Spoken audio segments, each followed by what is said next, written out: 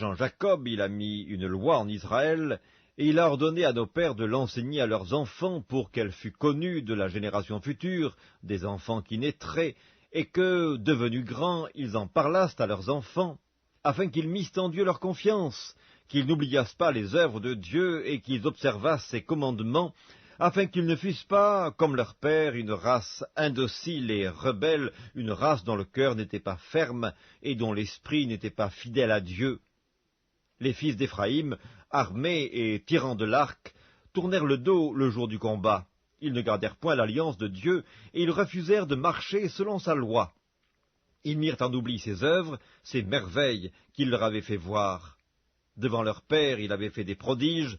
Au pays d'Égypte, dans les campagnes de Tsoan, il fendit la mer et leur ouvrit un passage. Il fit dresser les eaux comme une muraille. Il les conduisit le jour par la nuée et toute la nuit par un feu éclatant. Il fendit des rochers dans le désert, et il donna à boire comme des flots abondants.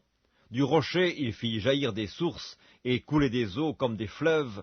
Mais ils continuèrent à pécher contre lui, à se révolter contre le Très-Haut dans le désert. Ils tentèrent Dieu dans leur cœur en demandant de la nourriture selon leurs désirs. Ils parlèrent contre Dieu, ils dirent, « Dieu pourrait-il dresser une table dans le désert? Voici, il a frappé le rocher, des eaux ont coulé et des torrents se sont répandus. Pourra-t-il aussi donner du pain ou fournir de la viande à son peuple ?» L'Éternel entendit, et il fut irrité. Un feu s'alluma contre Jacob, et la colère s'éleva contre Israël, parce qu'ils ne crurent pas en Dieu, parce qu'ils n'eurent pas confiance dans son secours. Il commanda aux nuages d'en haut, et il ouvrit les portes des cieux. Il fit pleuvoir sur eux la manne pour nourriture, il leur donna le blé du ciel. Ils mangèrent tous le pain des grands, il leur envoya de la nourriture à satiété. Il fit souffler dans les cieux le vent d'Orient, et il amena par sa puissance le vent du Midi. Il fit pleuvoir sur eux la viande comme de la poussière, et comme le sable des mers, les oiseaux ailés.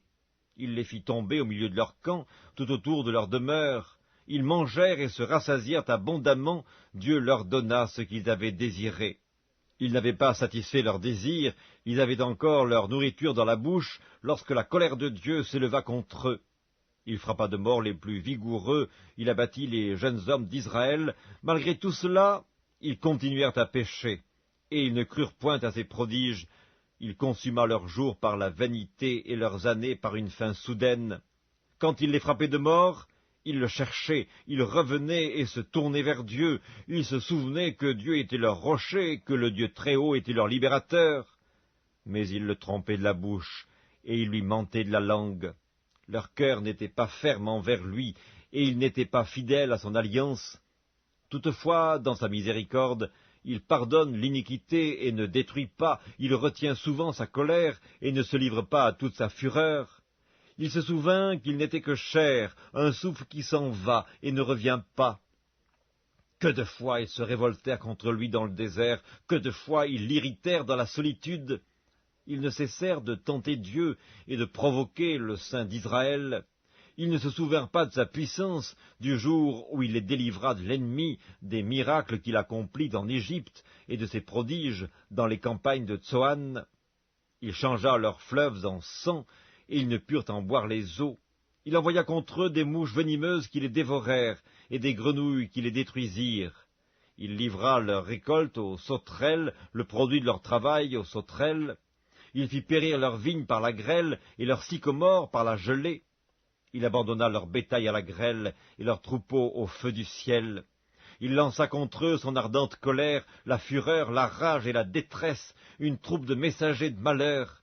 Il donna libre cours à sa colère, il ne sauva pas leur âme de la mort, il livra leur vie à la mortalité, il frappa tous les premiers-nés en Égypte, les prémices de la force, sous les tentes de Cam.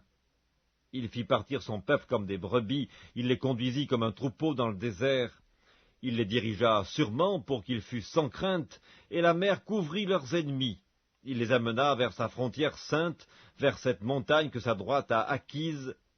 Il chassa devant eux les nations, leur distribua le pays en héritage, et fit habiter dans leurs tentes les tribus d'Israël.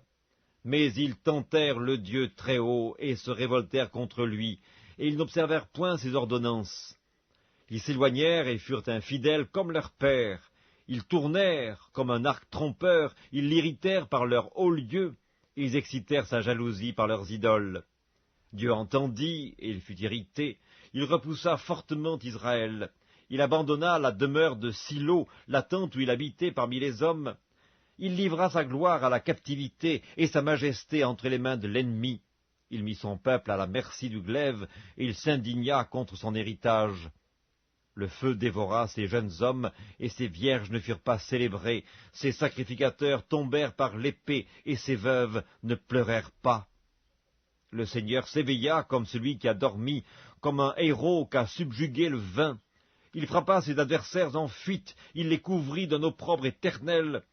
Cependant il rejeta la tente de Joseph, et il ne choisit point la tribu d'Éphraïm. Il préféra la tribu de Juda, la montagne de Sion qu'il aimait. Et il bâtit son sanctuaire comme les lieux élevés, comme la terre qu'il a fondée pour toujours.